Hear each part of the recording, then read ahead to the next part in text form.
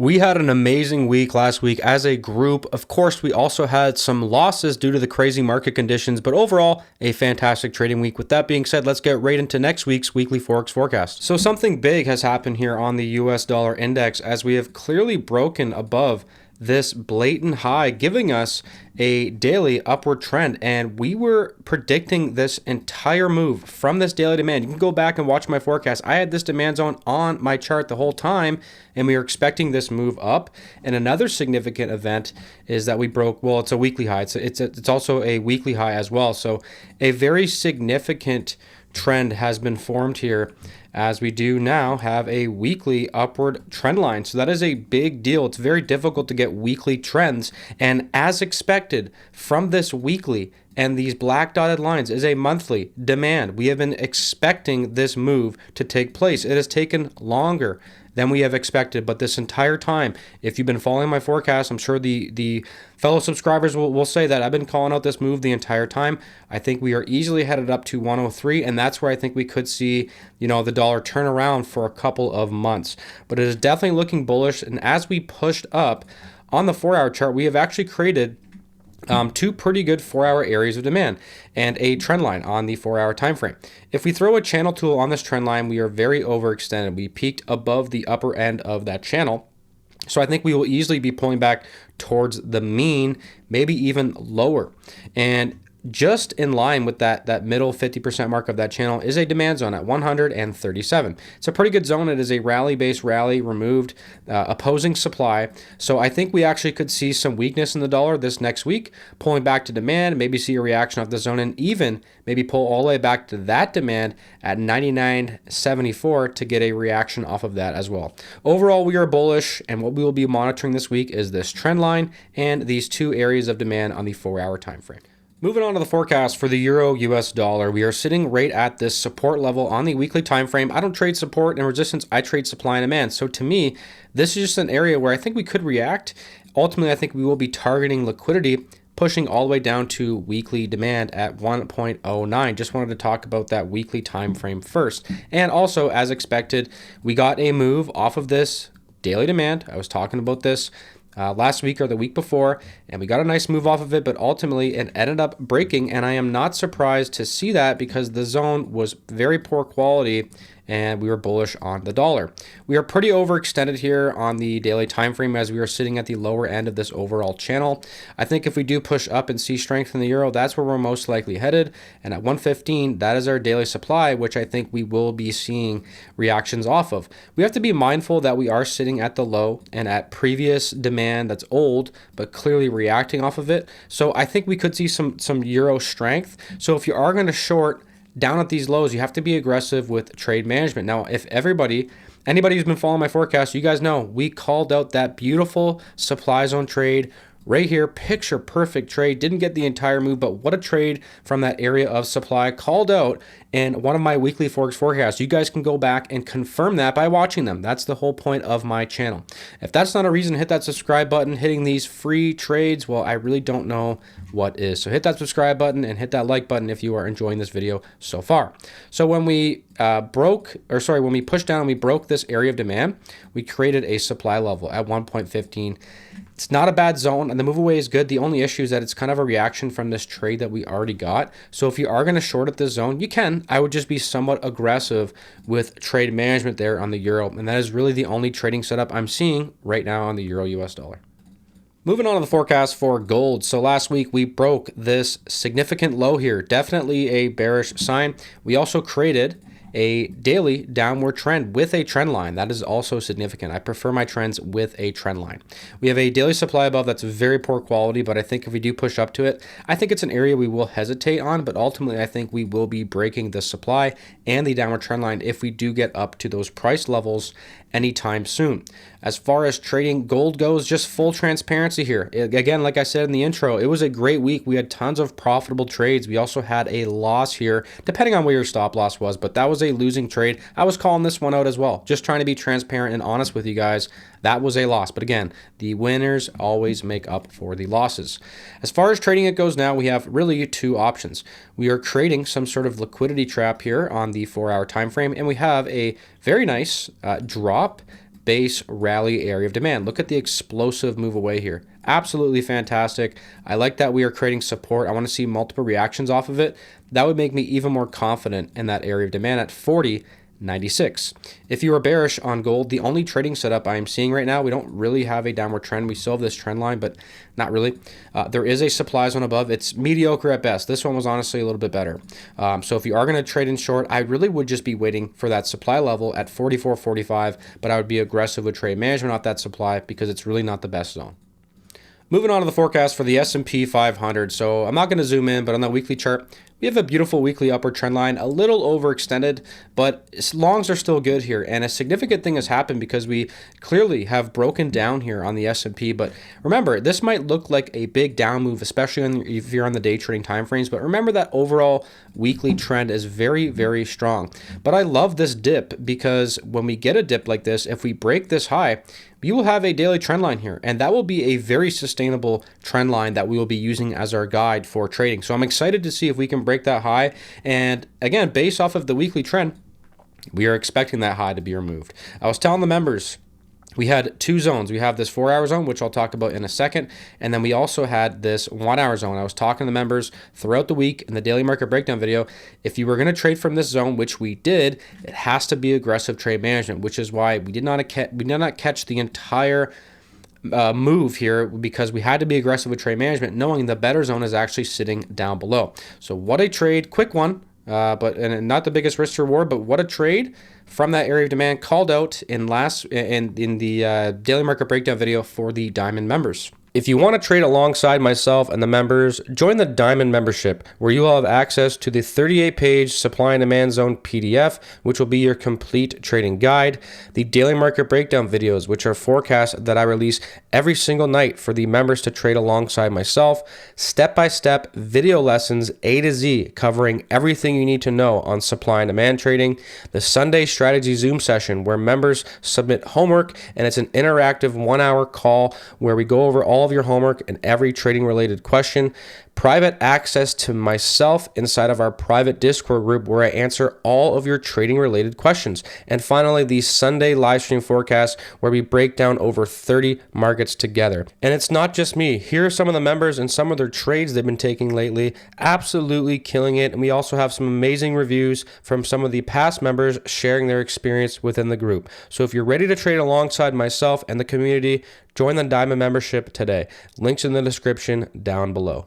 So we are out of this trade, at least I am now, and I'm glad because I think we will most likely be breaking it. Obviously, I could be wrong. The reason I think we could be breaking it, which again, I was telling the members, is why we want to be aggressive with trade management is because I think the bigger move will happen off of the 4-hour demand that's sitting down below.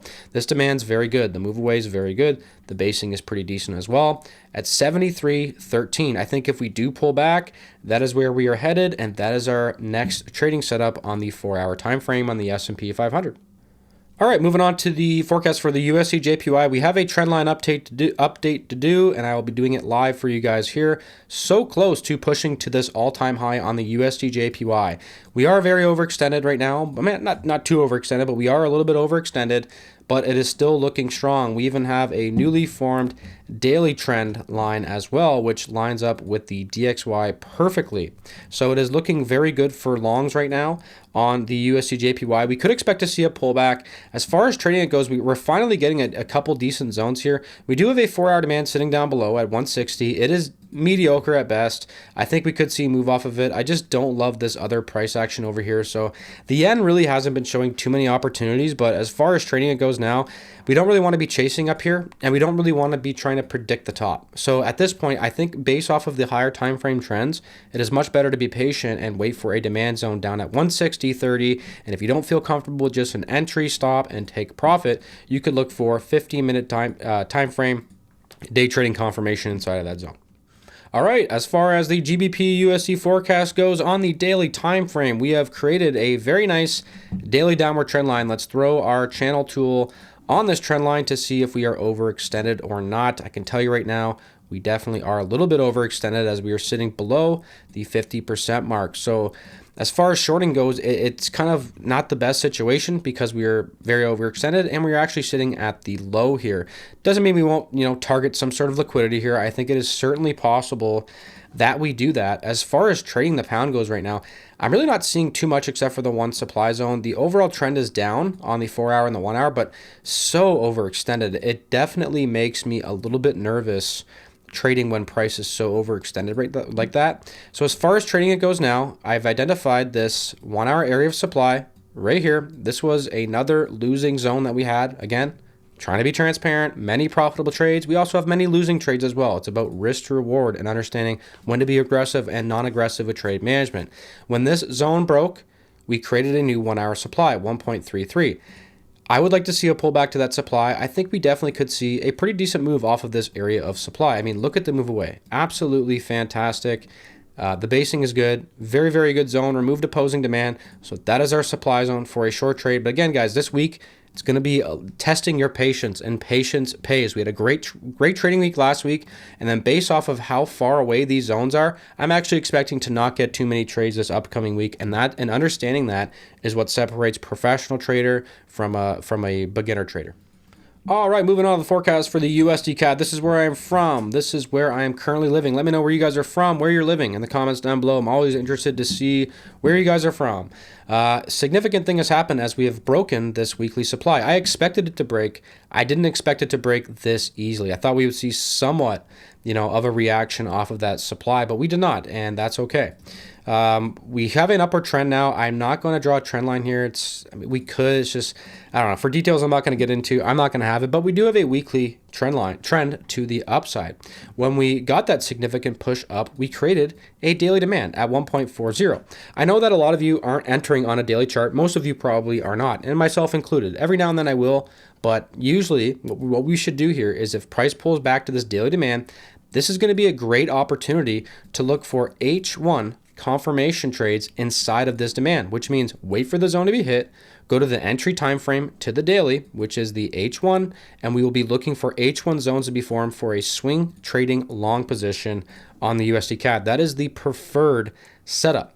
Now, I'm actually going to make the zone a little bit bigger, and the reason is because if we do that, then we have this 4 hour rally-based rally demand sitting right at that daily demand. So that is our set and forget trade. If you want to be aggressive with trade management, understand that. So the daily demand I just pointed out, it's pretty much like this right here. The overall daily demand is pretty much this right here. And so this 1 hour demand is sitting right at it. So if you want to have a stop here, you can, but a stop under the daily might be a little bit better. But if you want to be more aggressive with trades, this is our 4 hour demand zone for a set and forget trade to the long side on the USDCAD at 1.40. And it would definitely be a healthy looking pullback as well. And it kind of makes sense with the overall structure we are seeing here. All right, moving on to the forecast for the Aussie US dollar. On the weekly chart here, our trend line is not looking too hot as expected, again, because we are bullish on the dollar. I think we will be targeting liquidity, pushing down to this weekly area of demand. This trend line is still holding. I'm not going to get into detail. This is not a lesson video. This is a forecast. Barely holding on. It's like holding on basically by a thread. The wick is a thread here in that analogy. I thought that's a pretty good analogy, but what do you guys think? Let me know. Anyways, as far as trading goes, we got this beautiful 4 hour demand zone trade called out in the daily market breakdown video for the Diamond members. One of the members also got a trade off the zone. I think somebody else did as well. So what a trade. Unfortunately, didn't catch the entire move, but I was expecting this to take place again because we are bullish on the dollar. I didn't want to get greedy and target the opposing supply zone here. So that's why I was in and out of this trade right there off of that area of demand. As far as trading it goes now, we really have two options. We either wait for this area of demand to be removed, and if there's a 4 hour supply zone there, that will be our supply zone for a short trade. If you want to wait for a pullback, we have a pretty good 4 hour supply at 0.712. That will be our supply zone for a short trade to the downside if we do get that pullback up to that zone. Moving on to the forecast for the USD Swiss. Significant event here as we have broken above this weekly area of supply. In my opinion now, we also have a weekly upward trend line and trend. So that is definitely a significant sign. Everything I've been saying about the dollar for the last many months is finally starting to come true. Of course, we have been shorting the dollar here and there, but I've been bullish this entire time. We also have a daily trend to the upside. So definitely very significant. The dilemma comes in on this 4-hour chart here because, as you can see, we have 4 areas of demand here. Now we are ignoring this one. It is the lowest quality one. I don't like it. It's not bad, but I do prefer all these other ones. We have 3 zones. So what do we do in this situation? You could literally take all 3. Let's say you take a loss on all 3 of these zones. You're down 3%. And then let's say you win another trade, 3-to-1 trade. Now you're back to break even, right? So taking 3 losses in a row is definitely possible, and it's definitely somewhat normal as far as realistic trading results go. I try to keep things realistic here on my channel. I'm not going to show fake P&L, and all these people claiming they win all the time are literally liars, and their P&L is most likely fake. It's so easily fakeable. Anyways, moving on, enough with the rant. We have 3 zones here. They're all pretty decent. The one I prefer is all the way down below here for, again, it's the best price as far as just buy low, sell high. And also it would target all of that liquidity here. So I think that's where the bigger move could happen. So how you could be playing this is aggressive trade management off of this zone, because I think it could break, aggressive trade management off of that zone, and then the bigger move I think could happen off that zone all the way up there. So the best case scenario here is 1% trade, 1% trade, 3% trade, and you're up 5%. That is like the best case scenario. Or another scenario would be this is a loss. Maybe this one goes 1%. Now you're at break even. Then here we get a 2-to-1 trade. You're up 2%. These are 3 pretty good zones here. The moves away are all pretty good. 3 good zones here. It's tough to pick one. If you want to pick just one, I'd be picking that one. But then again, there's pros and cons to everything. If you just pick this zone, you could miss out on this money be made here. And then maybe we could see a big move and we don't even get a pullback down to that zone. So this is the dilemma when it comes to trading, and I'm just trying to show you guys the psychological aspect of being okay with taking some losses and letting your risk reward play out in the long run. But 3 good trades here. You could also be looking for confirmation on day trading timeframes inside of all of these areas of demand on the USD Swiss. Moving on to the forecast for crude oil. Obviously, massive sell-off here with what's going on in the world. I think we could be pulling back down this demand where I think we will see a reaction off of that zone, unfortunately. Very happy to see oil going down. I hope gas prices go down with it. I don't know what gas prices are like in your guys' country. Let me know in the comments down below what you guys are paying per liter or whatever per liter, whatever it is. I forget the other one. That's funny. I cannot remember it for the sake of me, and I really don't want to re-record this and look it up. Gallon. Geez, I actually pay per liter. But let me know what you guys are paying for gas. I'm very, very interested in knowing that. The daily trend line here.